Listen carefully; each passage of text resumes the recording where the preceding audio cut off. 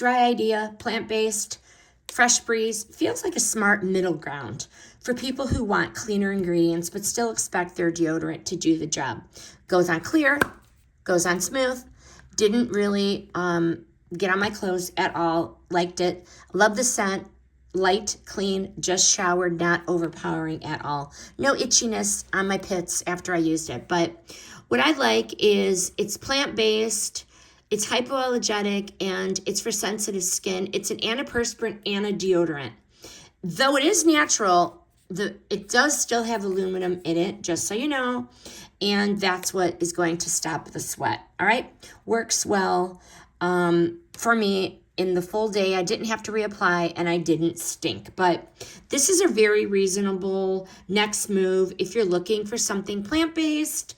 I do recommend the Dry Idea plant-based antiperspirant in Fresh Breeze. This video is sponsored by the brand.